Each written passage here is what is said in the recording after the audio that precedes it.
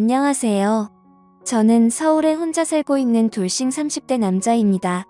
여러분들에게는 첫사랑의 기억이 어떻게 남아있나요? 다시 생각해도 설레고 아련하고 그리운 기억으로 남아있으신가요?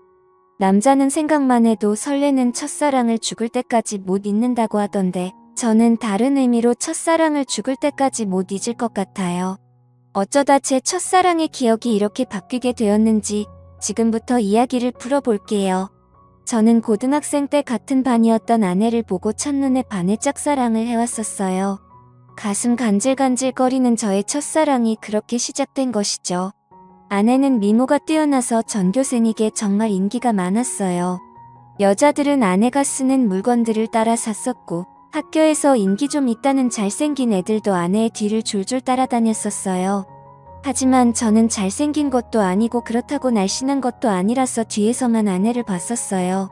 정말 평균 이하의 외모에 살집도 있는 편이라 제가 봐도 너무 별로더라고요. 늘 그렇게 뒤에서 아내를 지켜보다가 아내가 가는 대학에도 따라 들어가게 됐어요.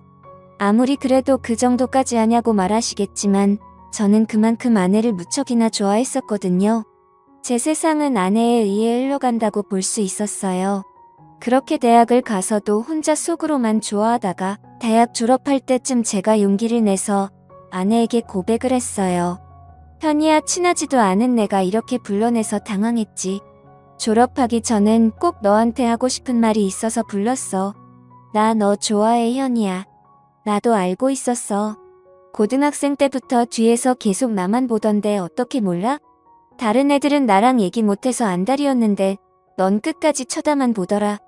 아, 알고 있었어. 다른 애들은 다 잘생기고 이쁜데 난 너무 못생겼잖아. 그래서 너한테 말을 걸 용기가 없어서 그냥 뒤에서 쳐다만 봤어. 차라리 말을 걸지 그랬어. 뒤에서 쳐다만 보면 얼마나 무서운 줄 아니? 장난이야. 오히려 다른 애들과는 다르게 특이해서 자꾸 눈길이 가더라고. 아, 그랬어? 그럼 계속 특이한 애로남게 오늘도 말 걸지 말 걸 그랬나? 나 근데 정말 너 좋아해. 대학까지 따라올 만큼 진짜 진심으로 좋아해. 대학까지 따라온 거야? 내가 뭐라고 이렇게 좋아해주는 거야? 나 정말 별거 아닌 사람인데. 아니야, 너만 보고 있으면 주변이 환해지고 너가 웃을 때마다 내가 행복해지는걸. 이젠 졸업 앞두고 마지막이라고 생각하고 말한 거야. 부담 가지지 마. 대답 안 해줘도 돼. 왜? 난 대답하고 싶은데. 원래 고백은 대답 들으려고 하는 거 아닌가? 나는 좋아, 우리 한번 만나보자. 아직 어리니까 가볍게 만나보고 아니면 그때 헤어지면 되지. 저는 인생은 믿져봐야 본전이라는 생각에 당연히 찰 것이라고 예상하고 고백한 것인데 예상 밖으로 아내는 활짝 웃으면서 저를 받아주더라고요. 그렇게 저희는 얼떨결에 연애를 하게 되었어요. 남들과 똑같이 데이트도 하고 사랑을 나누었죠. 아내 주변에서는 도대체 저를 왜 만나냐고 했었는데 그냥 웃기만 하더라고요. 저는 이유가 뭐든 지금 아내와 사귀고 있다는 자체가 행복해서 아무런 상관이 없었어요. 그리고 졸업을 하고 저는 운 좋게 대기업에 취업을 하게 되었어요. 아내도 대기업에 계속 이력서를 넣어보는데 서류 전형은 대부분 합격을 하는데 저보다 자격증이 많이 부족해서 그런지 최종 면접에서 항상 떨어지더라고요. 결국은 대기업은 포기하고 중소기업에 취직을 하게 되었죠. 위로가 전혀 안 되겠지만 그래도 아내에게 취직 축하한다고 맛있는 것도 사주고 아내가 평소 갖고 싶어 했던 지갑도 축하 선물로 사줬습니다. 아내는 저의 응원을 받고 힘을 내서 열심히 회사를 다녔어요. 제가 어느 정도 직급이 올라갔을 때 아내에게 결혼을 하자고 했어요. 아내는 망설임도 없이 단칼에 제 청혼을 거절하더라고요. 아직 직장이 변변치 못하다면서 자신이 당당해질 수 있을 때 결혼을 하고 싶다고 했었어요. 아무것도 없는 나랑 결혼하고 싶다고 해줘서 너무 고마운데 아직 내가 직장이 변변치 않아서 지금 결혼하기엔 너무 미안해. 그럼 내가 싫어서 거절하는 게 아니라 직장 때문에 거절하는 거야? 직장이 무슨 상관이야. 우리 둘이 잘 살면 되는 거지. 그래도 직장이 좋아야 월급도 많이 받고 우리가 걱정 없이 살 거 아니야. 너 월급에 비하면 내 월급은 너무 작잖아. 나는 내가 내 앞에서 당당해질 수 있을 때 결혼하고 싶어. 그래도 너가 안 버는 것보단 낫지. 우리 둘이 같이 벌면 괜찮아. 그리고 나 혼자 벌어도 너 하나쯤은 먹여 살릴 수 있어. 아내가 저보다 못한 직장에 다닌다고 스트레스 받는 것 같아서 괜찮다고 다독여줬어요. 아내는 제가 대기업에 다니니까 확실히 제 월급이 자신 월급보다 많다는 것을 알았지만 정확히 얼마나 되는지 모르는 상태였거든요. 그래서 저는 아내에게 이 정도의 월급을 받고 있으니 결혼해도 문제가 없다고 설득했죠. 제가 자신보다 2배 넘게 받는다는 것을 듣고 놀라더니 고민을 하는 것 같더라고요.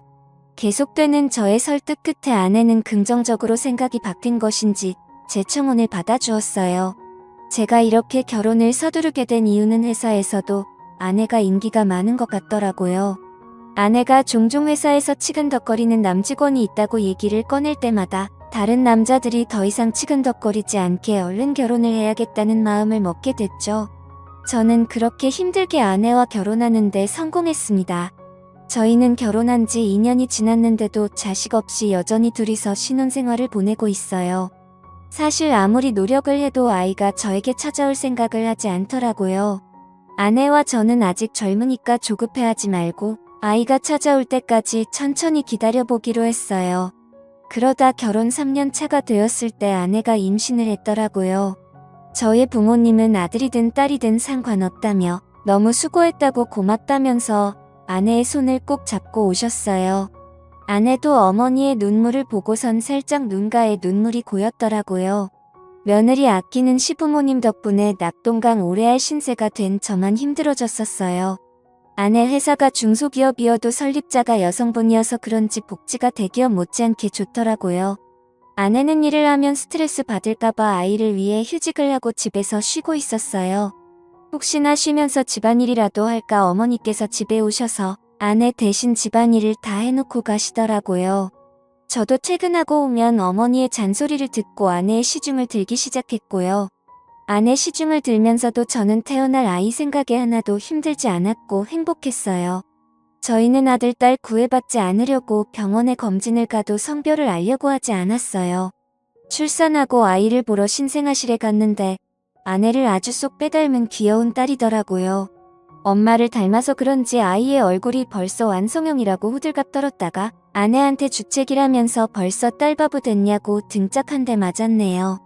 아내 손이 매운 편인데 저는 그날 아무리 맞아도 아프지가 않고 오히려 간지러웠어요.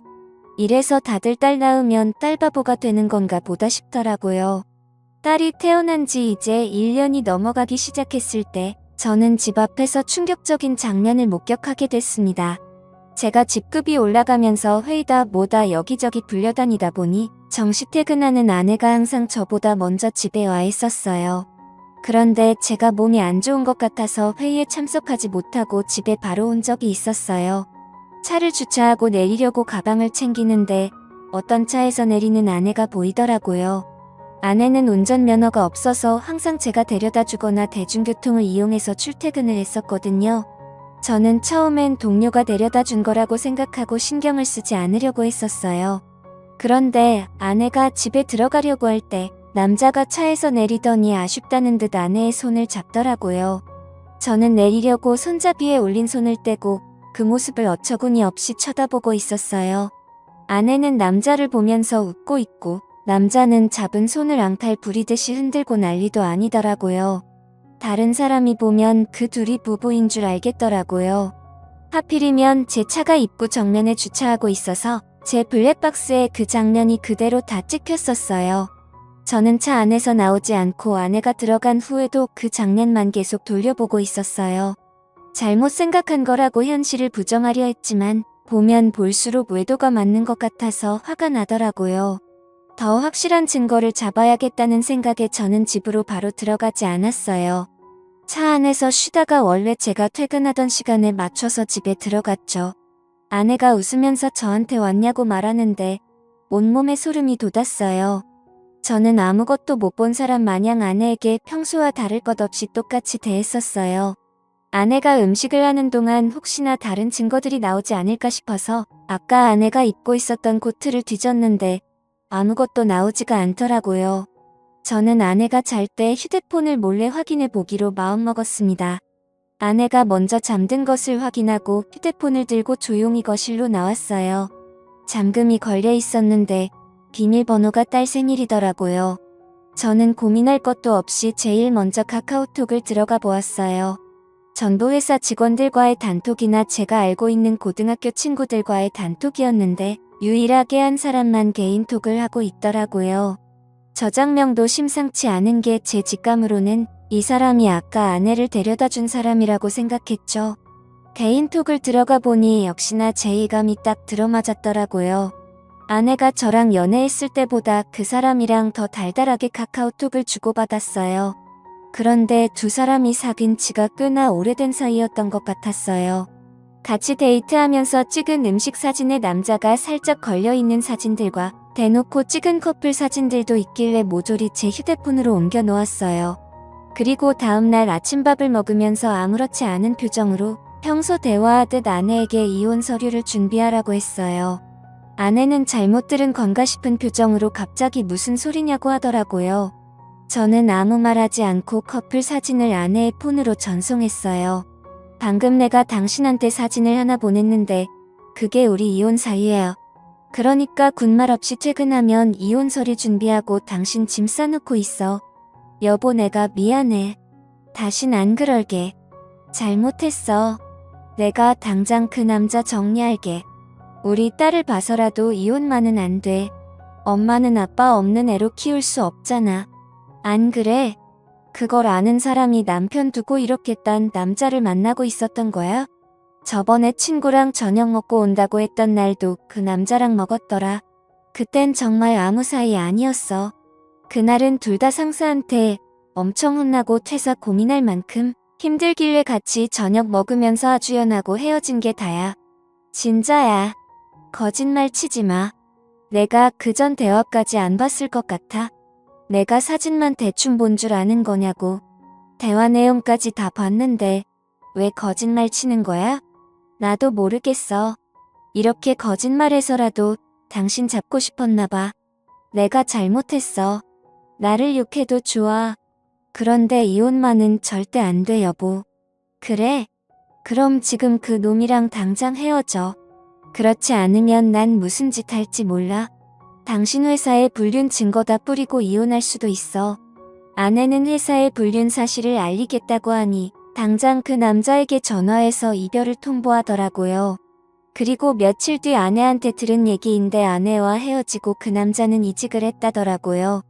아내로 이직했는지는 모르고 남자가 휴대폰 번호를 바꿔버려서 만약에 다시 만나고 싶다고 한들 만날 수 없는 상황이라고 확실히 관계가 끝났다는 것을 말해줬어요.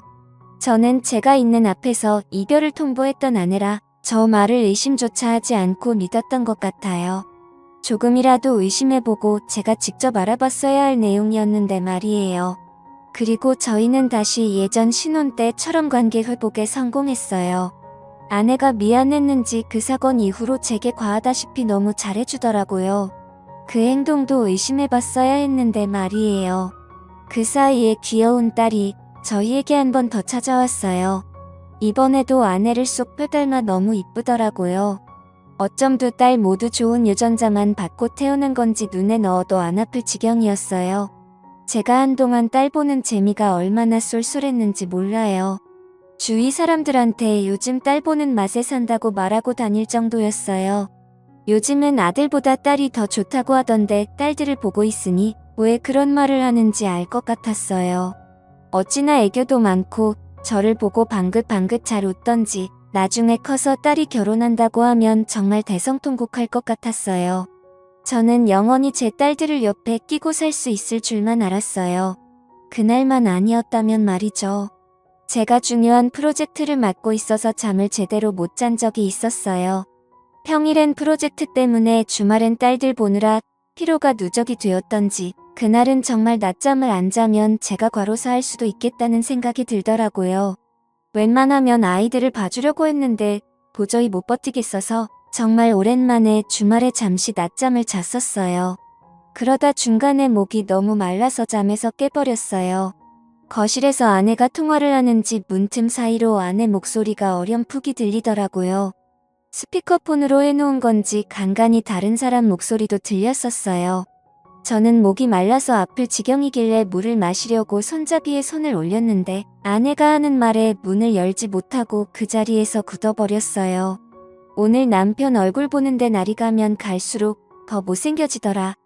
살만 뒤룩뒤룩 쪄서 진짜 얼굴 맞대고 밥 먹기 힘들어. 같은 공간에 있기도 싫어. 그러니까 내가 계속 이혼하라고 했잖아. 언제 이혼할 건데 이대로 살 생각이야. 도대체 언제까지 이러고 있을 건데. 나 이제 당신 남편이 불쌍해 보일 지경이야.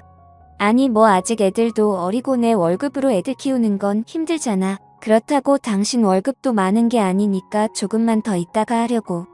이혼할 생각이 있긴 한 거야. 내가 봤을 땐 당신 남편이 가진 돈 때문에 이혼 안 할 것 같아.